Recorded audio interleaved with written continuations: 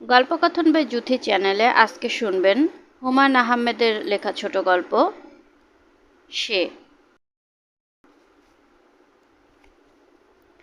আমার ছোট মেয়ের গলায় মাছের কাঁটা ফুটেছিল। মাছের কাঁটা যে এমন যন্ত্রণাদায়ক ব্যাপার তা জানা ছিল না।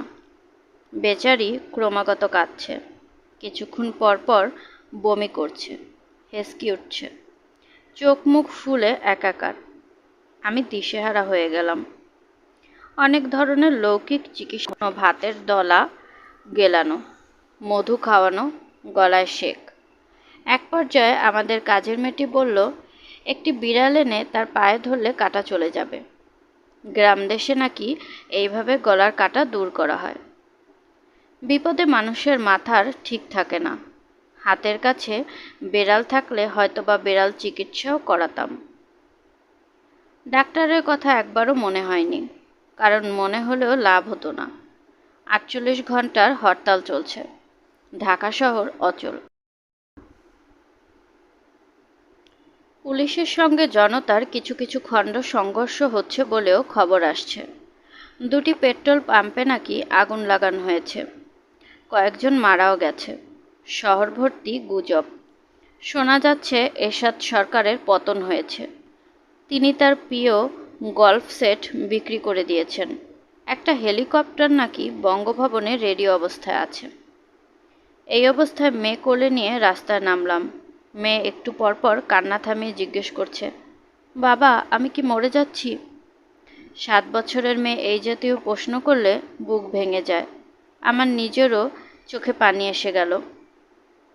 যখন প্রয়োজন থাকে না তখন মোড়ে মোড়ে ফার্মেসি দেখা যায়। সেই সব ফার্মেসিতে গম্ভীর মুখে ডাক্তার বসে থাকেন। আজ কাউকেই দেখা যাচ্ছে না, কোনো ফার্মেসি খোলা নেই। 2জন ডাক্তারের বাসায় গেলাম, একজন বাসায় ছিলেন না। অন্যজন মেয়েকে না দেখেই বললেন মেডিকেলে নিয়ে যান। মেডিকেলেই নিয়ে যেতাম, তবু কেন জানি সাইনবোর্ড দেখে দেখে তৃতীয় একজন ডাক্তার খুঁজে বের করলাম। ইনি 3 তলায় থাকেন। সাইনবোর্ডে লেখা স্ত্রী রোগ বিশেষজ্ঞ। গলায় কাটা ফোটা নিশ্চয়ই স্ত্রী রোগ নয়, তবুও গেলাম, যদি কিছু করতে পারেন। ডাক্তারের নাম হাসনা বানু। ছোটোখাটো মানুষ, বয়স 40-এর কাছাকাছি। ভদ্রমহিলার মধ্যে মাতৃভাব অত্যন্ত প্রবল। একদল মানুষ আছে যাদের দেখলেই আপনজন মনে হয়।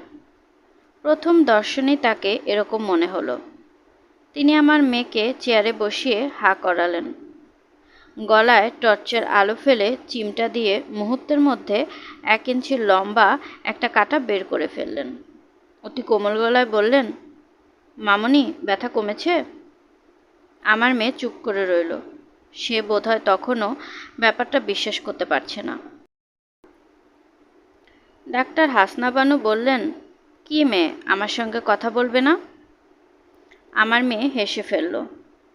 এখন বলো তুমি কি খাবে? আইসক্রিম খাবে? দেবো একটু আইসক্রিম? ভ্যানিলা আইসক্রিম থাকলে খাবো। আমার কেন জানি মনে হচ্ছে ভ্যানিলা আইসক্রিম আছে। ভদ্রমহিলার প্রতি গভীর কৃতজ্ঞতায় আমার মন ভরে গেল। আমি তাকে চিকিৎসার জন্য কিছু টাকা দিতে গেলাম। তিনি শান্ত গলায় বললেন, ডাক্তারি যখন করি তখন চিকিৎসার টাকা তো নেবই, কিন্তু তাই বলে বাচ্চা একটা মেয়ের গলার কাঁটা বের করারও ফি দাবি করব? এটা কি করে ভাবলেন? কাঁটাটা বের করার পর আপনার মেয়ের হাসি আপনি নিশ্চয়ই দেখেছেন।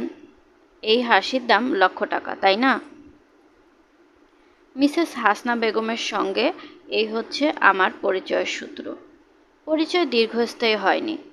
তিনি নিউক্লিয়ার মেডিসিনের গবেষণায় একটি বৃত্তি নিয়ে আমেরিকার জন হপকিন্স বিশ্ববিদ্যালয়ে চলে যাবার পর যোগাযোগ বিচ্ছিন্ন হয়ে যায়।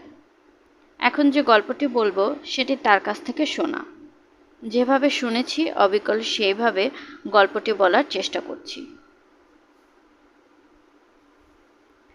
মেডিকেল কলেজ থেকে পাশ করে বেরোবার পরপর আমি একটা ক্লিনিকে চাকরি নিই। এখন যেমন চারদিকে ক্লিনিকের ছড়াছড়ি, তখন তেমন ছিল না। অল্প কয়েকটা ক্লিনিক ছিল, সবই মাতৃসদন। আমি যে ক্লিনিকে চাকরি নেই সেটা সেই সময় খুব নামি ক্লিনিক। ধনী পরিবারের মায়েরাই শুধু আসতেন। সুযোগ সুবিধা ভালো ছিল, পরিষ্কার পরিচ্ছন্ন সিমসাম ক্লিনিক। সর্বসাকুল্যে 15টি বেড ছিল, 10টি এ ক্যাটাগরির, 5টি বি ক্যাটাগরির। এ ক্যাটাগরির ঘরগুলোতে এয়ার কুলার বসানো ছিল। আমরা ডাক্তার ছিলাম 3 জন। প্রধান ডাক্তার মেডিকেল কলেজের একজন অধ্যাপক। আমি এবং নাসিমা, আমরা 2 জন সদ্য পাশ করা ডাক্তার। অবশ্য সব কাজ আমরা দুজনেই দেখতাম, যেহেতু ছোট ক্লিনিক। আমাদের কোনো অসুবিধা হতো না। ডিসেম্বর মাসের মাঝামাঝি সময়ে আমাদের ক্লিনিকে 18-19 বছরের একটি মেয়ে ভর্তি হলো। প্রথম মা হতে যাচ্ছে, ভয়ে অস্থির। আমি প্রাথমিক পরীক্ষা করে দেখলাম এখনও অনেক দেরি। এক একটা কন্ট্রাকশনের ভেতর গ্যাপ অনেক বেশি। আমি তাকে আশ্বস্ত করলাম, বললাম ভয়ের কিছু নেই। মেয়েটি করুণ গলায় বলল, তুমি তো বাচ্চা মেয়ে, তুমি পারবে, তুমি জানো সব কিছু। আমি হেসে ফেললাম, হাসতে হাসতেই বললাম, আমি বাচ্চা নই, তাছাড়া আমি একজন খুব ভালো ডাক্তার। আপনার কোনো ভয় নেই। আমি ছাড়াও এখানে ডাক্তার আছে, একজন প্রফেসর আছেন, তিনি কিছুক্ষণের মধ্যেই আপনাকে দেখবেন। রোগিণী বললেন, ভাই তোমাকে তুমি করে বলেছি বলে রাগ করনি তো? না, আমার এমন বদঅভ্যাস আছে, যাকে পছন্দ হয় তাকে তুমি বলে ফেলি। আমি কাগজপত্র ঠিকঠাক করার জন্য ভদ্রমহিলার স্বামীকে নিয়ে অফিসে চলে এলাম। দেখা গেল খুবই ক্ষমতাবান পরিবারের বউ। 7-8টা গাড়ি দাঁড়িয়ে আছে। হোমরা চোমরা ধরনের কিছু মানুষ বিরক্ত মুখে হাঁটাহাঁটি করছে। একজন অতি বিরক্ত গলায় বলছেন, আপনাদের ব্যবস্থা তো মোটেই ভালো না। ইমার্জেন্সি হলে পেশেন্টকে আপনারা কি করবেন? এখানে কি অপারেট করার ব্যবস্থা আছে? জি আছে। আপনাদের নিজস্ব জেনারেটর আছে? ধরুন হঠাৎ যদি ইলেকট্রিসিটি চলে যায়, তখন কি করবেন? মোমবাতি জ্বালিয়ে নিশ্চয়ই পরীক্ষা, অপারেশন এসব করবেন না? লোকগুলি আমাদের বিরক্ত করে মারল। দাড়িওয়ালা এক ভদ্রলোক বললেন, আপনাদের এখান থেকে আমরা বেশ কিছু টেলিফোন করব। দয়া করে বিরক্ত হবেন না, সব পেমেন্ট করব। Money will not be a problem. রোগিণী ভর্তি হয়েছে বিকেলে। রাত 9টা বাজার আগেই স্রোতের মতো মানুষ আসতে লাগলো। অনেকের হাতে ফুলের গুচ্ছ, অনেকের হাত উপহারের প্যাকেটে ভর্তি। বিশ্রী অবস্থা। আমি সহজে ধৈর্য হারাই না। আমারও শেষ পর্যন্ত মেজাজ খারাপ হয়ে গেল। আমি বললাম, আপনারা কি শুরু করেছেন? এটাকে একটা বাজার বানিয়ে ফেলেছেন। দয়া করে ভিড় পাতলা করুন, একজন শুধু থাকুন, ডেলিভারি হোক তখন আসবেন। আমার কথায় একজন ভদ্রমহিলা, সম্ভবত মেয়ের শাশুড়ি হবেন, চোখ মুখ লাল করে বললেন, আপনি কি জানেন এই মেয়ে কোন বাড়ির বউ? আমি বললাম, আমি জানি না, আমি জানতেও চাই না। সে আমার পেশেন্ট, এতটুকু শুধু জানি। আর 10টা পেশেন্ট আমি যেভাবে দেখব তাকেও একইভাবে দেখা হবে। আর 10টা বউ এবং আমার ঘরের বউ এক? আমার কাছে এক। জানো, আমি এই মুহূর্তে তোমার চাকরি খেতে পারি। আমি শীতল গলায় বললাম, আপনি আমার চাকরি খেতে পারেন না। চিকিৎসক হিসেবে আমার কোনো ব্যর্থতা পাওয়া গেলে তবেই চাকরি যেতে পারে, তার আগে নয়। আপনি শুধুই চেঁচামেচি করছেন। ভদ্রমহিলা রেগে গেলেন। স্কাউন্ডেল, লোফার এসব বলতে লাগলেন। একজন ভদ্রমহিলা এমন কুৎসিত ভাষায় কথা বলতে পারেন আমার জানা ছিল না। বিরাট হইচই বেঁধে গেল। আমাদের প্রফেসর এলেন। ভেবেছিলাম তিনি আমার পক্ষে কথা বলবেন, তা বললেন না। আমার উপর অসম্ভব রেগে গেলেন। আমাকে অবাক করে দিয়ে সবার সামনে উঁচু গলায় বললেন, হাসনা, তোমাকে এখানে চাকরি করতে হবে না, ইউ ক্যান লিভ। আমি আমার নিজের কানকে বিশ্বাস করতে পারলাম না। আমার প্রফেসর জানেন কত আগ্রহ, কত যত্ন নিয়ে আমি এখানে কাজ করি, অথচ তিনি। আমি রিক্সা নিয়ে বাসায় চলে এলাম। সহজে আমার চোখে পানি আসে না, কিন্তু রিক্সায় ফিরবার পথে খুব কাঁদলাম। তখন বয়স অল্প, মন ছিল খুব স্পর্শকাতর। রাত 11টায় প্রফেসর আমাকে নিতে এলেন। করুণ গলায় বললেন, হাসনা, খুব কেলেঙ্কারি হয়ে গেছে। তুমি চলে আসার পর ক্লিনিকে কেউ কোনো কাজ করছে না, অসহযোগ আন্দোলন। এরকম যে দাঁড়াবে কল্পনা করিনি। এখন তুমি চলো। আমি বললাম, স্যার, আমার যাবার প্রশ্নই ওঠে না। আপনি রোগীর আত্মীয়দের বলুন তাকে অন্য কোনো ক্লিনিকে নিয়ে যেতে। বলেছিলাম পেশেন্ট যাবে না, সেখানেই থাকবে। এখানেই থাকবে? হ্যাঁ, এখানেই থাকবে, এবং সে বলে দিয়েছে ডেলিভারির সময় তুমি ছাড়া দ্বিতীয় ব্যক্তি থাকতে পারবে না। এখন তুমি যদি না যাও আমার খুব মুশকিল হবে, আমি খুব বিপদে পড়ব। তুমি তো বাইরের জগতের কোনো খোঁজখবর রাখো না।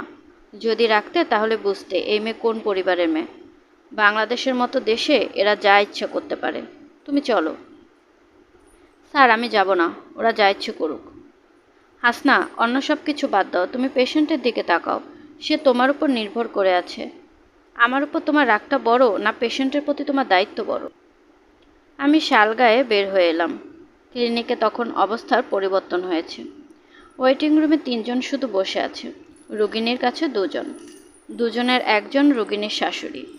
তিনি আমাকে দেখেই শীতল গলায় বললেন, রাগের মাথায় কী সব বলেছি কিছু মনে রেখো না মা, রাগ উঠলে আমার মাথা ঠিক থাকে না। আমি বললাম, আমি কিছু মনে রাখিনি।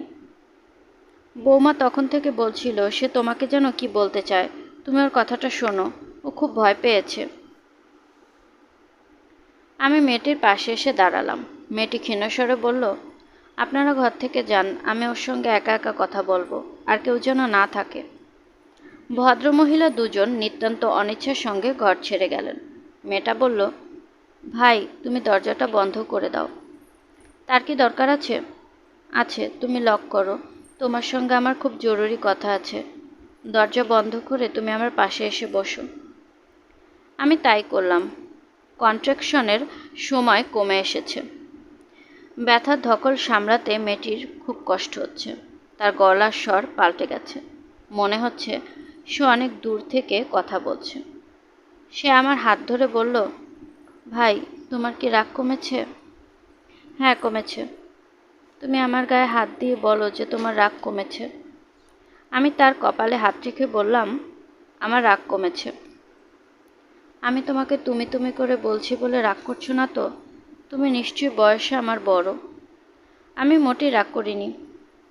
আমি সবাইকে তুমি তুমি বলি না। যাদের আমার খুব প্রিয় মনে হয়, খুব আপন মনে হয়, তাদেরকে আমি তুমি বলি। তোমাকে প্রথম দেখি আমার ভালো লেগেছে।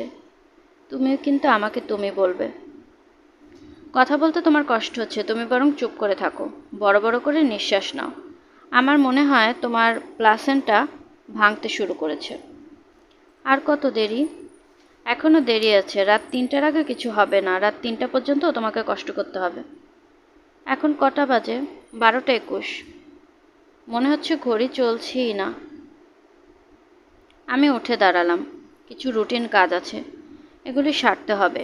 নর্মাল ডেলিভারি হবে, বাচ্চার পজিশন ঠিক আছে, তবু এমার্জেন্সির জন্য তৈরি থাকা ভালো। মেয়েটি বলল, যে জন্য তোমাকে বসিয়েছিলাম তা এখনো বলা হয়নি। তুমি বসো। উঠে দাঁড়ালে কেন? আসল কথা তো বলিনি।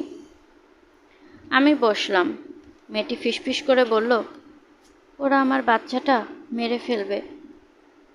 আমি চমকে উঠলাম। এ মেয়ে সব কী বলছে? প্রচণ্ড যন্ত্রণায় আবল তাবল বকছে না তো? আমি জানি ওরা আমার বাচ্চাটাকে মেরে ফেলবে। কারা? আমার শ্বশুরবাড়ির লোকরা, ডাক্তার, নার্স, সবাইকে টাকা দিয়ে কিনে ফেলেছে। তোমাকে কিনবে, তারপর বাচ্চাটাকে মারবে। তুমি এসব কী বলছো? যা বলছি আমি তাই সত্যি, তাই বলছি। ওরা বাচ্চাটাকে মারবে কেন? মেয়েটি জবাব দিল না। ব্যথার প্রবল ঝাপটা সামলাবার চেষ্টা করলো। আমি তাকে সময় দিলাম। আমার মনে হলো মেয়েটা সম্ভবত পুরোপুরি সুস্থ নয়, হয়তো কিছু অস্বাভাবিকতা তার মধ্যে আছে। তুমি আমার কথা বিশ্বাস করছো না, তাই না? না, সত্যি আমি তাই বলছি। তুমি কি করে জানলে যে ওরা বাচ্চাটাকে মেরে ফেলতে চায়? আমাকে বলেছে। কে বলেছে? আমার বাচ্চাটা আমাকে বলেছে। আমি পুরোপুরি নিঃসন্দেহ হলাম। মেয়েটার মাথা খারাপ। সম্ভবত সে পারিবারিক জীবনে খুব অসুখী। শ্বশুরবাড়ির কাউকে তার পছন্দ না, সবাইকে সে শত্রুপক্ষ ধরে নিয়েছে। মেয়েটি হাঁপাতে হাঁপাতে বলল, তুমি আমার কথা এক পর্ণ বিশ্বাস করনি, তাই না? তুমি ঠিকই ধরেছ, বিশ্বাস করা কথা না।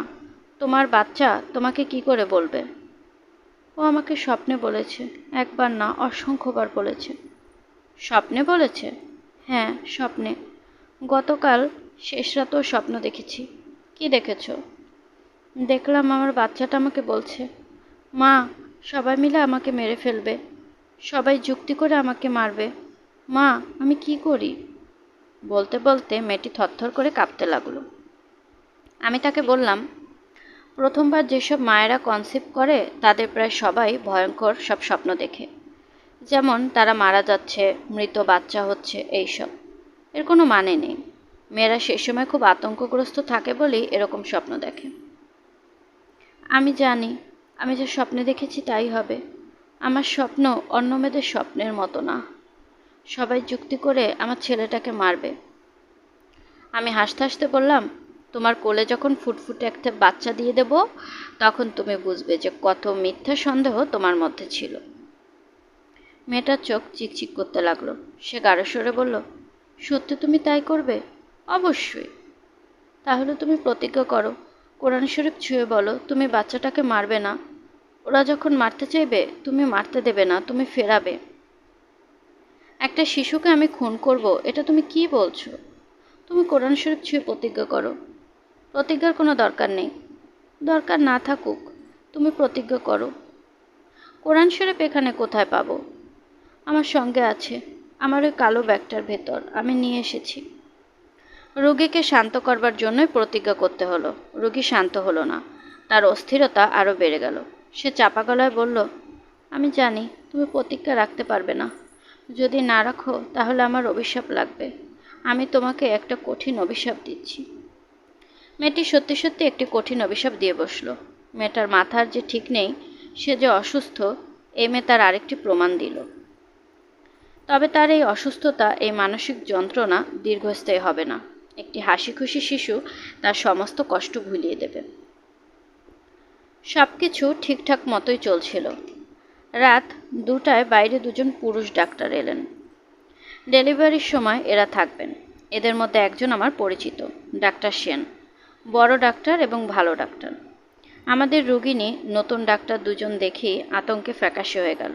আমার হাত ধরে ফিসফিস করে বলল, এরা কারা? এরা আমার বাচ্চাকে খুন করবে। আমি বললাম, তুমি নিশ্চিত থাকো, আমি সারাক্ষণ এখানে থাকবো, 1 সেকেন্ডের জন্য নড়ব না। তাছাড়া ডাক্তার সেনকে আমি ব্যক্তিগতভাবে চিনি, তার মতো ডাক্তার কম আছে। মনে থাকে যেন তুমি প্রতিজ্ঞা করেছ। আমার মনে আছে। প্রতিজ্ঞা ভাঙলে আমার অভিশাপ লাগবে। আমার মনে আছে। তার কিছুক্ষণ পরই ভদ্রমহিলার স্বামী আমাকে ডেকে নিয়ে গেলেন।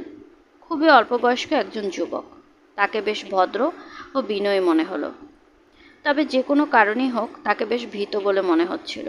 ভদ্রলোক নরম স্বরে বললেন, আপা, আমার স্ত্রী সম্ভবত আপনাকে কিছু বলেছেন।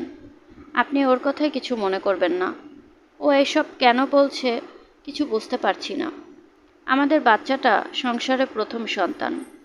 আমি আমাদের পরিবারের বড় ছেলে, অথচ ওর ধারণা।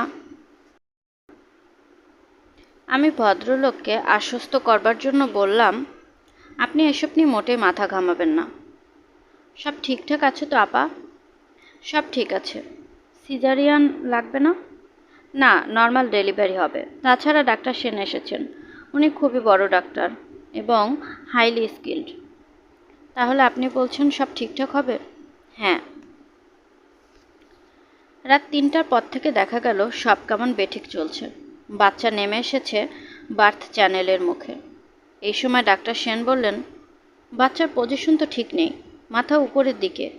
এতক্ষণ তোমরা কি মনিটর করেছো? আমিও দেখলাম তাই। এরকম হবার কথা নয়। কিছুক্ষণ আগেই সব পরীক্ষা করা হয়েছে। আমরা মুখ চোয়াচই করতে লাগলাম। প্রচুর রক্তক্ষরণ হতে লাগলো। এই সময় এত রক্তপাতের কোনো কারণ নেই।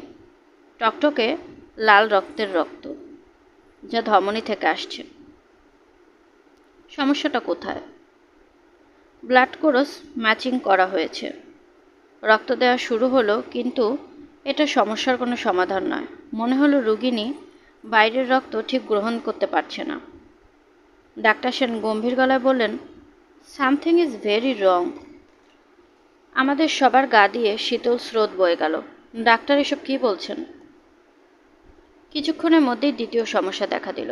হঠাৎ করে কন্ট্রাকশন বন্ধ হয়ে গেল। অথচ এই সময়ে কন্ট্রাকশন সবচেয়ে বেশি প্রয়োজন। শিশু কি বাচ্চা নালে মারা গেছে? রোগিণী ফিসফিস করে বলল, আমার ঘুম পাচ্ছে, ঘুমে আমার চোখ বন্ধ হয়ে আসছে। ডাক্তার সেন ফোরসেপ ডেলিভারির প্রস্তুতি নিলেন। আর তখন ইলেকট্রিসিটি চলে গেল। আজকাল বাতি চলে গেলেই এমার্জেন্সি বাতি চলে ওঠে। তখনকার অবস্থা তা ছিল না। তবে আমাদের কাছে টর্চ, হ্যাজাক, মোমবাতি সবসময় থাকে। সমস্যার সময় ইলেকট্রিসিটি চলে যাওয়া কোনো নতুন ঘটনা নয়, কাজেই প্রস্তুতি থাকবেই। দ্রুত হ্যাজাক জ্বালানো হলো। প্রায় ৪৫ মিনিট পরিশ্রম করে ডাক্তার সেন ডেলিভারি করালেন। যে জিনিসটি বেরিয়ে এলো, আমরা চোখ বড় বড় করে সেদিকে তাকিয়ে রইলাম।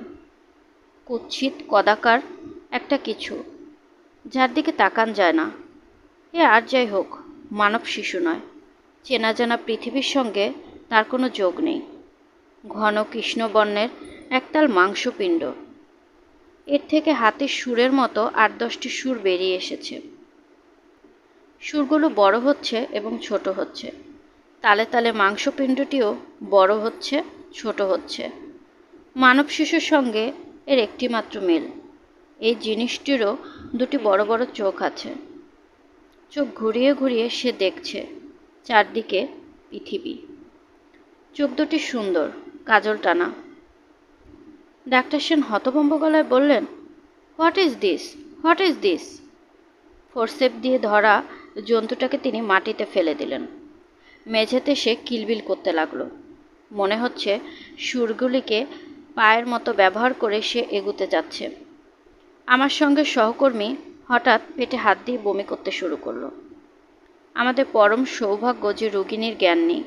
জ্ঞান থাকলে এই ভয়াবহ দৃশ্য তাকে দেখতে হতো। ডাক্তার সেন বললেন, কিল ইট, এক্ষুনি এটাকে মেরে ফেলা দরকার। জন্তুটি কি মানুষের কথা বুঝতে পারে? ডাক্তার সেনের কথা শেষ হবার সঙ্গে সঙ্গেই তীব্র তীক্ষ্ণ শব্দ বের হয়ে এলো। অত্যন্ত হাই ফ্রিকোয়েন্সি সাউন্ড, যা মানুষের স্নায়ুকে প্রচণ্ড ঝাঁকি দেয়। ডাক্তার সেন বললেন, অপেক্ষা করছেন কেন, কিল ইট। জন্তুটি এগোতে শুরু করেছে। সুরগুলি বড় হচ্ছে, ছোট হচ্ছে, আর সে এগোচ্ছে তার মায়ের দিকে। আমরা দেখছি সে মেঝে বেয়ে বেয়ে তার মার খাটের দিকে যাচ্ছে। খাট বেয়ে উপরে উঠছে, আশ্রয় খুঁজছে মার কাছে। যেন সে জেনে গেছে এই করুণ পৃথিবীতে একজনই শুধু তাকে পরিত্যাগ করবে না। ডাক্তার সেন বললেন, আপনারা অপেক্ষা করছেন কেন, কিল ইট। আবার আগের মতো শব্দ হলো। যন্ত্রটি এক দৃষ্টিতে তাকিয়েছে ডাক্তার সেনের দিকে। তার চোখ দুটি মানুষের চোখ। সেই চোখের ভাষা আমরা জানি। সেই চোখ করুণা এবং দয়া ভিক্ষা করছে। কিন্তু করুণা সে আমাদের কাছ থেকে পাবে না। আমরা মানুষ, আমরা আমাদের মাঝে তাকে গ্রহণ করব না। এই ভয়ঙ্কর, অসুন্দর ও কুৎসিতকে আমরা প্রশ্রয় দেব না, আশ্রয়ও দেব না। সে পশু হয়ে এলে ভিন্ন কথা ছিল। সে পশু হয়ে আসেনি, মানুষের সিঁড়ি বেয়ে এসেছে। ডাক্তার সেন বললেন, এই জন্তুটিকে যে মেরে ফেলতে হবে, এই বিষয়ে কি আপনাদের কারো মনে কোনো দ্বিধা আছে? আমরা সবাই বললাম, না, আমাদের মধ্যে কোনো দ্বিধা নেই। ডাক্তার সেন বললেন, আপনারা কি মনে করেন এই জন্তুটি হত্যার আগে তার আত্মীয় স্বজনদের মত নেওয়া উচিত? আমরা বললাম, না, আমরা তাও মনে করি না। যে লোহার দণ্ডটি থেকে স্যালাইন ওয়াটারের ব্যাগ ঝুলছিল, আমি তা খুলে হাতে নিলাম। জন্তুটি এখন তাকিয়েছে আমার দিকে। কি সুন্দর বড় বড় শান্ত চোখ। কি আছে ওই চোখে? ঘৃণা, দুঃখ, হতাশা। জন্তুটি খাটের পা বেয়ে অর্ধেক উঠে গিয়েছিল। সেখানেই সে থেকে গেল। বোধহয় বুঝতে পেরেছে আর উঠে লাভ নেই। প্রথম আঘাতটি আমি করলাম। সে অবিকল মানুষের মতো গলায় বলল, মা, মা। তার মা সাড়া দিল না। আমি দেখছি একটি দানবকে। সেও তার করুণ চোখে একদল দানবকেই দেখছে। আমার হাত থেকে লোহার রডটি পড়ে গিয়েছিল। ডাক্তার সেন তা কুড়িয়ে নিয়ে এগিয়ে গেলেন। হত্যাকাণ্ডে বেশি সময় লাগলো না। ডাক্তার হাসনা বেগমকে আমি জিজ্ঞেস করেছিলাম, এই ঘটনার কি কোনো ব্যাখ্যা আপনি দাঁড় করাতে পারেন? ডাক্তার হাসনা ক্লান্ত গলায় বলেছিলেন, আমার কাছে কোনো ব্যাখ্যা নেই। তবে এই ঘটনা প্রায় 7 বছর পর আমেরিকান জার্নাল অব মেডিকেল সোসাইটিতে এরকম একটি শিশুর জন্ম বৃত্তান্তের কথা পাই। শিশুটির জন্ম হয়েছিল বলিভিয়ার এক গ্রামে। শিশুটির বর্ণনার সঙ্গে আমাদের জন্তুটির বর্ণনা হুবহু মিলে যায়। ওই শিশুটিকেও জন্মের 20 মিনিটের মাথায় হত্যা করা হয় এবং রিপোর্ট অনুসারে সেও মৃত্যুর আগে ব্যাকুল হয়ে বলিভিয়ান ভাষায় মাকে কয়েকবার ডাকে। না, তবে আমার একটা হাইপোথিসিস আছে। আমার মাঝে মাঝে মনে হয় প্রকৃতি ইভলিউশন প্রক্রিয়ায় হয়তো নতুন কোনো প্রাণ সৃষ্টির কথা ভাবছে, পরীক্ষা নিরীক্ষা করছে। আমরা প্রাণপণে সে প্রক্রিয়াকে বাধা দিচ্ছি। আপনার ধারণা এরকম ঘটনা আরও ঘটবে? হ্যাঁ, প্রকৃতি সহজে হাল ছাড়ে না। সে চেষ্টা চালিয়ে যাবে এবং সে লক্ষ্য রাখবে যাতে ভবিষ্যতে আমরা বাধা দিতে না পারি। ওই যে মা আগে স্বপ্ন দেখলেন, তার একটি ব্যাখ্যা, প্রকৃতি শিশুটিকে রক্ষার চেষ্টা করছে, এক ধরনের প্রোটেকশন দেবার চেষ্টা করছে। এখন সে পারছে না, তবে ভবিষ্যতে সে নিশ্চয়ই আরও কোনো ভালো প্রোটেকশনের ব্যবস্থা করবে। আপনি কি আমার হাইপোথিসিস বিশ্বাস করেন? ডাক্তার হাসনা বানু জবাব দিলেন না। তার কাছে এই প্রশ্নের জবাব নেই, জবাব থাকার কথাও নয়। কিছু কিছু সময় আসে যখন আমরা বিশ্বাস ও অবিশ্বাসের সীমারেখায় বাস করি। তখন একই সঙ্গে আমরা দেখতে পাই ও দেখতে পাই না, বুঝতে পারি ও বুঝতে পারি না, অনুভব করি এবং অনুভব করি না। সে বড় রহস্যময় সময়। শুনছিলেন হুমায়ুন আহমেদের লেখা ছোট গল্প সে। আজকের গল্পটি কেমন লাগলো কমেন্ট করে জানাতে ভুলবেন না। আমি আমার নিজের মতো করে আপনাদেরকে গল্প পাঠ করে শোনানোর চেষ্টা করছি, তাই ভুল ত্রুটি কিছু হলে আশা করি ক্ষমা সুন্দর দৃষ্টিতে দেখবেন এবং গল্প পাঠ ভালো লাগলে প্লিজ আমার চ্যানেলটিকে সাবস্ক্রাইব করবেন। চাইলে অন্যদের সাথেও শেয়ার করতে পারেন। গল্পকথন বাই জ্যোতি চ্যানেলের সাথেই থাকবেন আশা করছি। আল্লাহ হাফেজ।